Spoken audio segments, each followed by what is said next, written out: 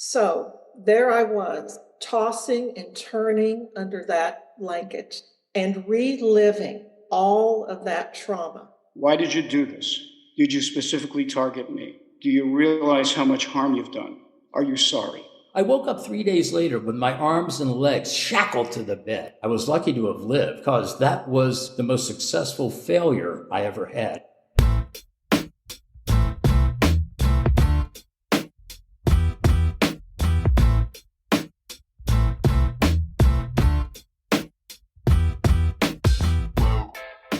Hey there, and welcome to Grit, True Stories That Matter. Grit is a weekly podcast about stories, the contemporary, personal narrative kind of story and the people that craft and tell them. Why, you ask? Well, we want to feature these tellers and their stories, and also to help you, our listeners, craft and tell better, more engaging, more relatable, and more memorable stories. True stories, personal stories, grit stories. New episodes are released on Fridays, usually, and we are in the middle of season number 3, dedicated to grit talks and the best of. And today on episode number 68, we have 3 stories from the Mental Health Happyish Hour open mic, which began in the fall of 2020. All our stories today are from early 2021. They are by Lorraine Darnell, who lives in Missouri, Ken Stockton, who lives up in Michigan, and Chuck Fink, who's right here in the great state of North Carolina. Thank you all for crafting these stories and telling these stories and letting me use them here on the podcast. Check the show notes for upcoming events, including the 99-second story slam and Deja True, which is a braided storytelling experience. All of our virtual events are on Sunday evenings at 7 p.m. Eastern. And help us out, if you would, please, if you listen on Apple, rate and review this podcast. It helps people find it, and I would love for more people to find it. Thank you so much for that. I hope you enjoy our 3 stories today by Lorraine, Ken, and Chuck. Let's dive in.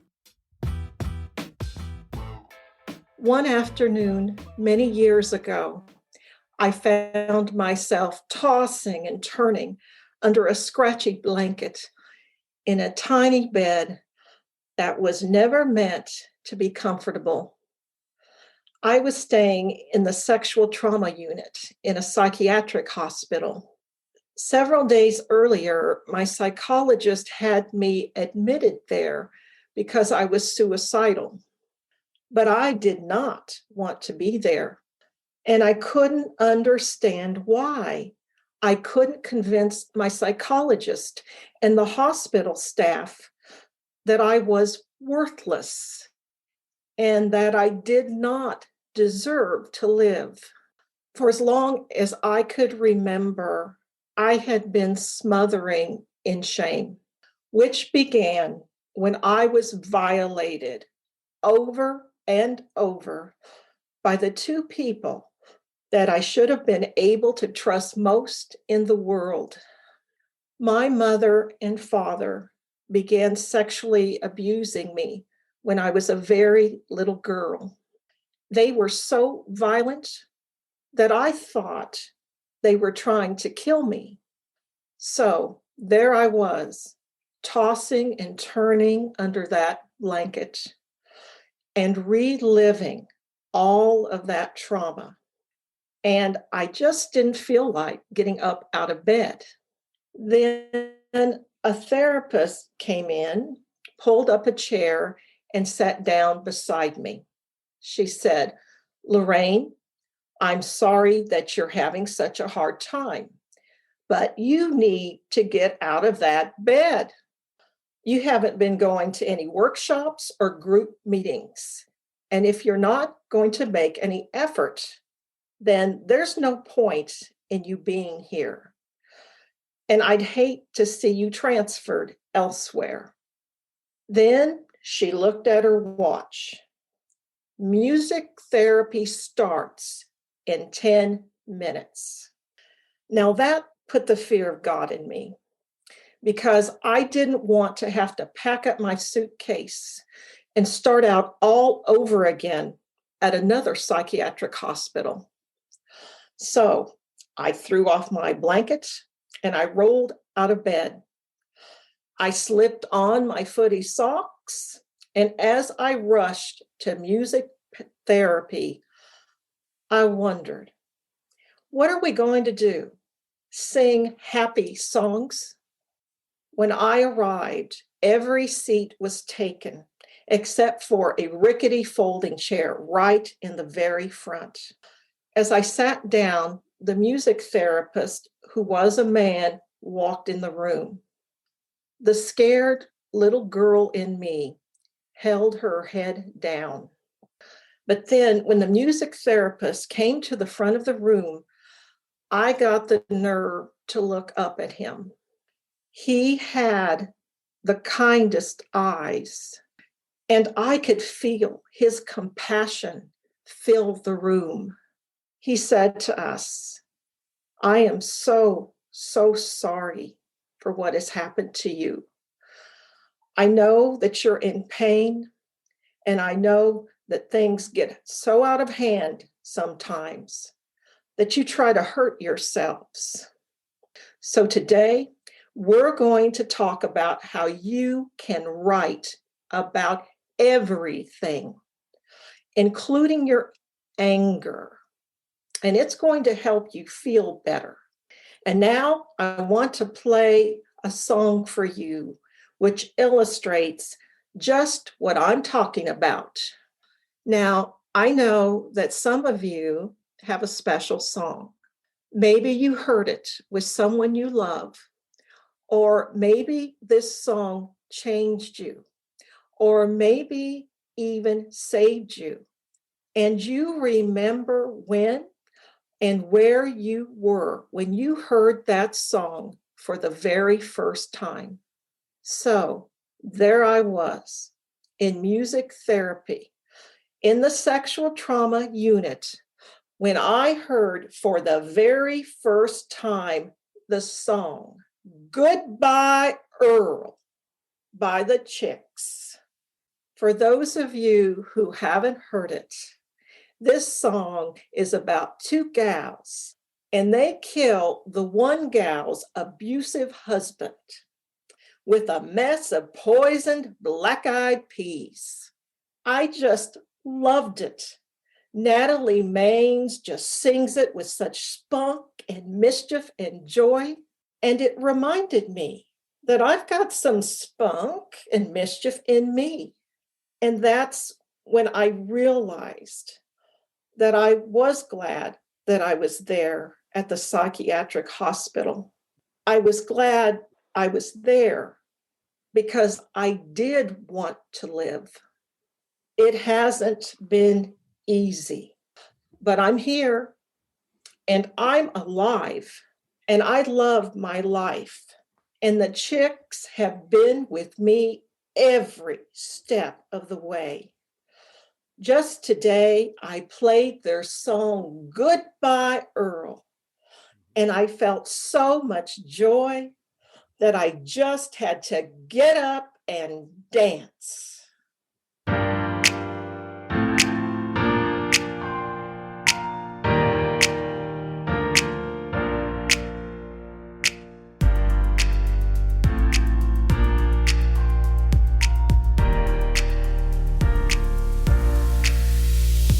I hadn't seen him in 40 years. He looked much older and less daunting. I had a chance to ask him questions that had been on my mind forever. Why did you do this? Did you specifically target me? Do you realize how much harm you've done? Are you sorry? Back in the 1960s, in Trenton, New Jersey, Fred was an excellent Little League baseball coach at age 23. He also was a very proficient pedophile. Soon after I made the team at age 11, Fred developed a special relationship with me, and he began to sexually assault me. And over a 3-year period, when I was between the ages of 11 and 14, Fred sexually assaulted me. He raped me 400 times. I suffered the typical extreme lifelong results of this trauma: PTSD, a lot of other issues. In 2004, I became my own hero. I decided to track Fred down and hold him accountable. Through the miracle of the internet, I found Fred. He was still in the Trenton area. And then I decided to try to sue him, file a civil suit and try to file criminal charges. The problem was statute of limitations. However, after a series of conversations between myself and an attorney I had hired here in Ann Arbor, Fred agreed to private mediation. So 40 years later, after having been assaulted hundreds of times by this predator, I sat down in a room with him in front of a retired judge who's a mediator, and I got to ask those questions and many more. It was life-changing. I went from victim to victor. No more self-blame, no more shame, much less pain. I am healing.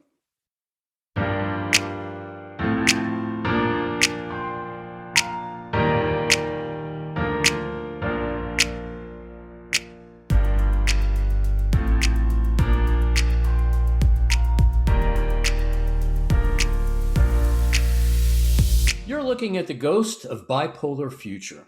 It's 71. I can now look back to 1970, in the summer of 1970 in Washington, D.C., and it was the end of my sophomore year at the George Washington University. It also became the end of my college career for a number of years because I took a short walk across from my apartment to the George Washington University Medical Center psych ward.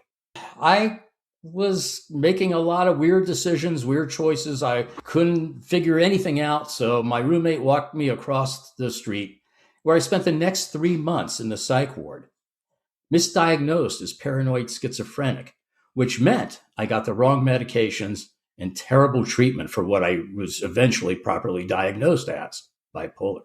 So I was on Thorazine and Haldol, which I renamed Hellwithadol because it made me feel like a zombie. And I must have been good, and I must have behaved well, because only after 3 months, they let me out. And my trip down, I guess mental health wellness week didn't last a week. It didn't last long at all, because the symptoms came roaring back. And I walked around Foggy Bottom. If you're not familiar with Washington, D.C., Foggy Bottom is where the State Department is. GW is there. We're not far from the Washington Monument and the Lincoln Memorial. And I walked till my feet were bleeding. Then I went back to the stoop of my apartment and stripped naked. That bought me a ticket back to the twilight zone of that psychiatric ward. And it was only about, maybe 2 weeks into it, I'm walking around and I see this photo of a doctor on the wall. That was God. So I went into a manic rage when everyone around me didn't see that photo was God. And then I had a wonderful delusion. If that's God and I'm the only one that can see him, I must be Jesus. That's kind of a weird delusion for a nice Jewish boy, if you catch my drift.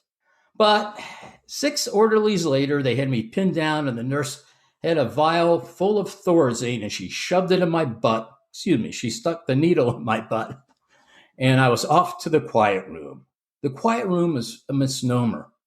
It's a small room with padded walls and a urine stain mat on the floor with only one window. That window was on the door. And that's like a speakeasy that has a sliding cover on it so they could look in to see if you're okay. And eventually I got out. It was another 3 months. And then I went back to my home in Cincinnati. So I went back to Cincinnati, where I remained hospital free for 4 years. We were not wealthy at all, but my sister wanted to have a really big wedding in 1974. It really got to my father. He was nervous. He was anxious. And when that happened, he would tend to take it out on me. This time it was verbal. He said, "Chuck, since you don't have a date for the wedding, I want you to guard the booze so the hotel staff doesn't steal any." I reeled at the implication, but first, the insult to the staff I thought was a little bit wrong. But the implication that I was not to be a family member, but a security guard, really got to me. And in a couple of days, I was back in the psych ward. But this time I missed my sister's wedding. And another 3 months. If you're catching my drift, 3 months in, a little time out, 3 months back in. Well, this time I made a stupid mistake because I went to live with my parents. So I went to live with them, and there was so much tension. They went on a day trip. They came back, and they found me face down in a pool of urine on the bathroom floor with several empty vials of medication next to my nightstand. I woke up 3 days later with my arms and legs shackled to the bed. I was lucky to have lived, but because that was the most successful failure I ever had. If it had not been for that failure, I wouldn't be sharing this story with you today. But eventually I got out, and then just 2 years later, 1976, it was my turn to get married. Okay, it lasted 9 months. It was not a long marriage, and I ended up back in the psych ward. But this time, one thing happened that changed my life. I met a patient in the psych ward named Jeff. And when he wasn't trying to escape, we would chat. And he took me aside one day. He said, "What's your diagnosis?" And I said, "They tell me I have paranoid schizophrenia." And he just shook his head. He said, "No way." He said, "I think you're like me. I think you have bipolar." And he said, "If you do, and you ever want to check it out, here's my doctor and his phone number." And I took it away. And sure enough, just 2 years later, 1978, it happened. But this time, I had that phone number of that doctor. I called him. He came to visit at the hospital, checked me out, and he said, "Your friend Jeff, I think, is right. I'm going to try you on lithium to see how that works." And folks, that was the beginning of the turnaround of my life. Yes, I have bipolar, and it's not a disorder. It's a condition.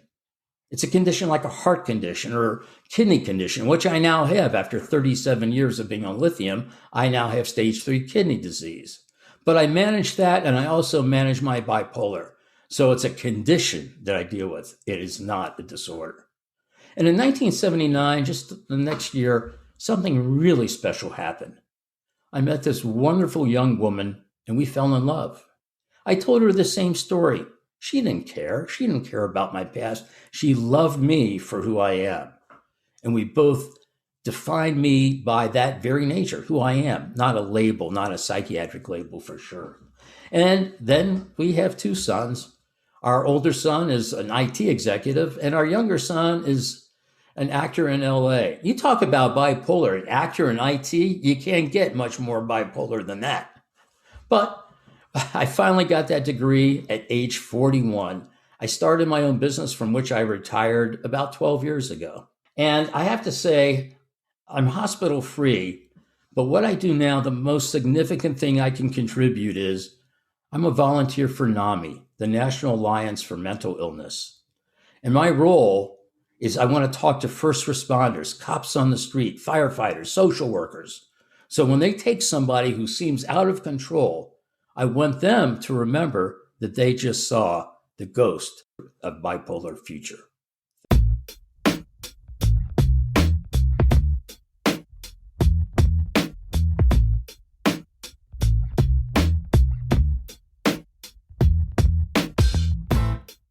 As always, thanks so much for listening and all of your support. Special thanks to our 3 storytellers, Lorraine, Ken, and Chuck. Thanks very much for your stories. As always, check the show notes for upcoming events, including the 99-second story slam and Deja True, a unique braided storytelling experience. Would love to see you there. They're a lot of fun. Help us out if you listen on Apple. Rate and review this podcast. It helps people find it, and we want people to find it. Thanks so much for that. And that is all for episode number 68. Boom.